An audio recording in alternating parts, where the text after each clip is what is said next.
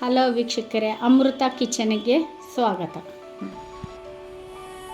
ಈಗ ಚಕ್ಲಿ ಮಾಡುವ ವಿಧಾನ ಹೇಳಿಕೊಡುತ್ತೇನೆ.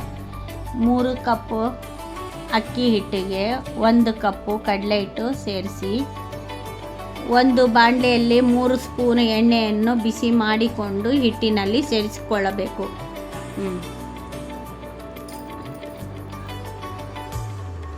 ಆಮೇಲೆ ಕಲಸಬೇಕು.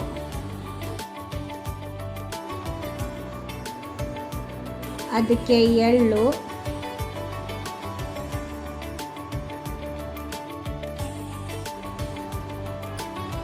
ಇಂಗು,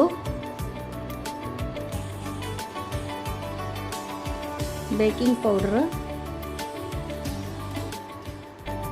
ಖಾರ ಪುಡಿ, ರುಚಿಗೆ ತಕ್ಕಷ್ಟು ಉಪ್ಪು.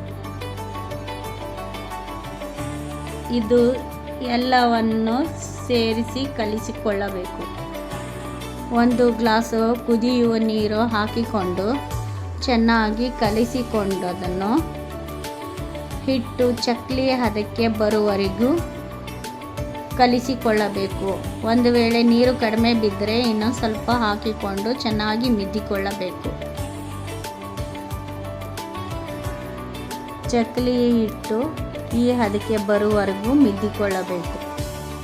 ಚಕ್ಲಿ ಅಚ್ಚಿನಿಂದ ಒತ್ತಿಕೊಂಡು, ತುಂಬ ಮೃದುವಾಗಿ ಬೇಡ, ಹಿಟ್ಟು ಈ ಹದಕ್ಕೆ ಬಂದರೆ ಸಾಕು.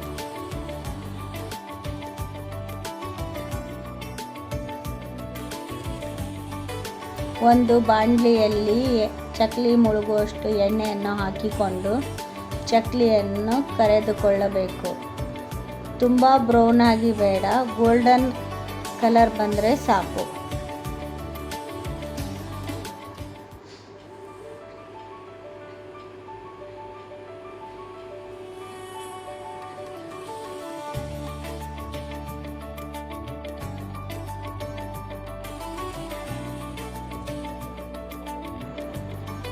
ಇವಾಗ ಗರಿ ಗರಿಯಾದ ಚಕ್ಲಿ ರೆಡಿಯಾಗಿದೆ. ನೋಡಿ ಎಷ್ಟು ಚೆನ್ನಾಗಿ ಶಬ್ದ ಬರ್ತಾ ಐತೆ, ಗರಿ ಗರಿ ಆಗಿದೆ. ನೀವು ಒಂದ್ಸಲ ಟ್ರೈ ಮಾಡಿ, ಲೈಕ್ ಮಾಡಿ, ಕಮೆಂಟ್ ಮಾಡಿ. Thank you.